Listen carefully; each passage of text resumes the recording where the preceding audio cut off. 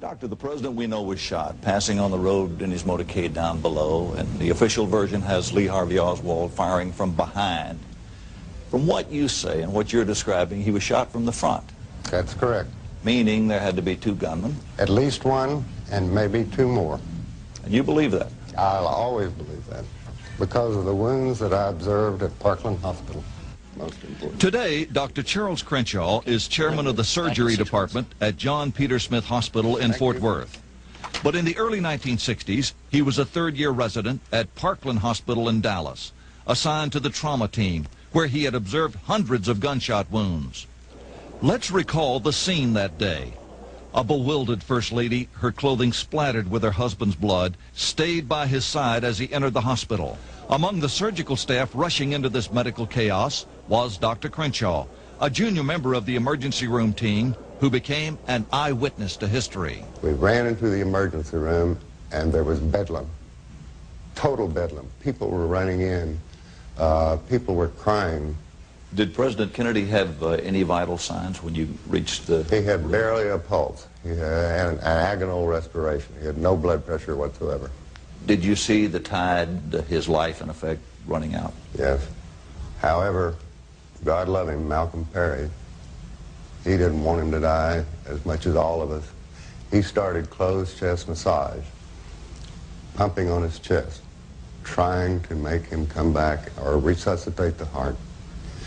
After the medical team had done their best, had worked as hard as they could and realized it was hopeless, was there time for tears among those who had put so much emotion and effort into this? Just before the cleanup really started, there was blood and bandages on the floor. His back brace was askewed on the wall.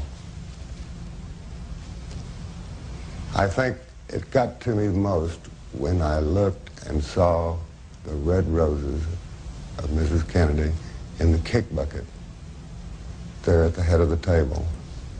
And there his blood was still dripping on it. I felt helpless.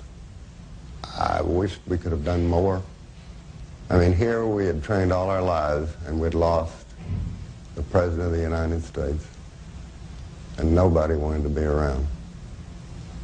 And Mrs. Kennedy came in, and she stopped and kissed his great toe. And then she went on the right side to hold his hand. And at that time, she took her ring off and put it on his small finger. And then he was wrapped in a sheet, and we placed him in a coffin. But before we did, I looked at the wound again. I wanted to know and remember this the rest of my life. And the rest of my life, I will always know he was shot from the front.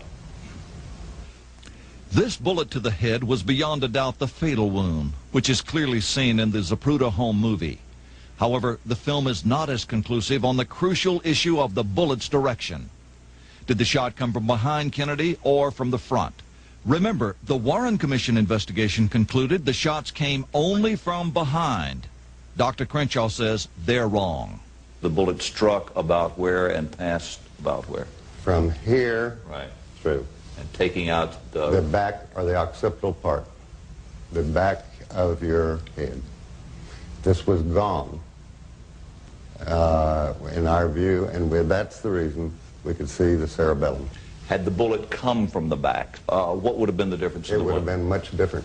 It would have gone a little more anterior and be a bigger blaster. Right.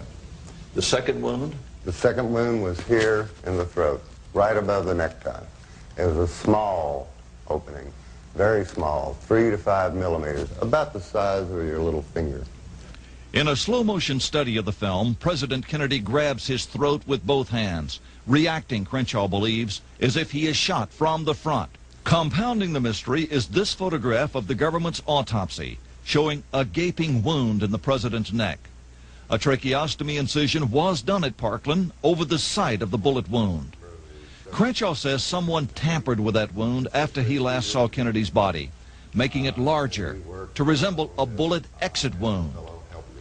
Look, this is the size of the tracheostomy tube. incision was made and then placed in. This large part, this flange, stays outside. So it was a small wound, about the size of the instrument that you Right. saw. An inch to an inch and a half maximum. This wound, and described in the Warren Commission, was almost 3 inches wide.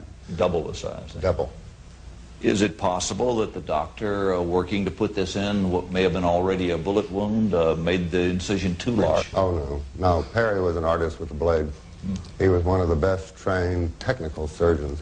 But it seems almost incomprehensible that a team of highly intelligent, highly trained doctors could be standing over the President of the United States and see wounds that you say came from the front, and yet the official government story is it came from the back, and wait this long to break the silence.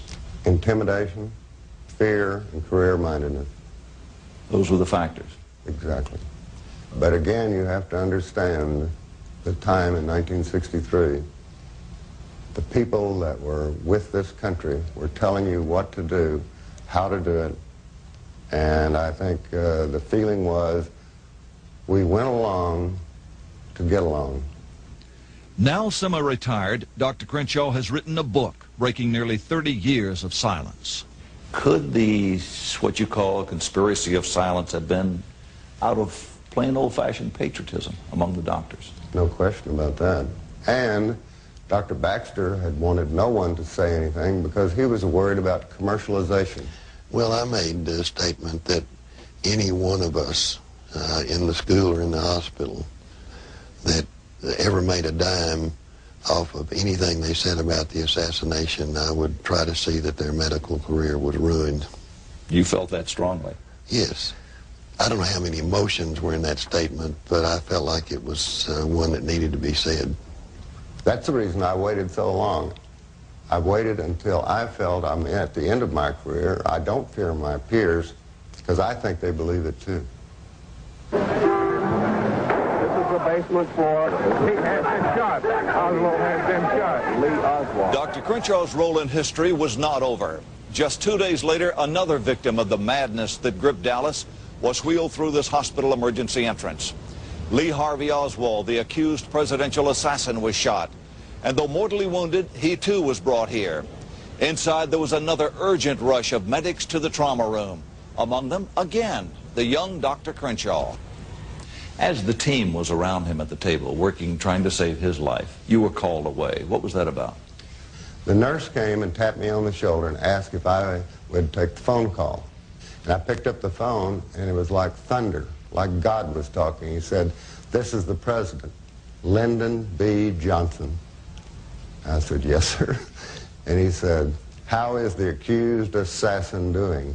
I said, "Well, he's critical, but right now he is holding his own." He then said, "I want you to take a message to the operating surgeon and have a deathbed statement from Oswald."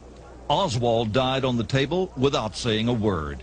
Could LBJ have made the call? The answer is yes. 2020 has obtained copies of White House logs from November 24th, 1963. LBJ was in Washington attending church when Oswald was shot at 12:21 Eastern Time.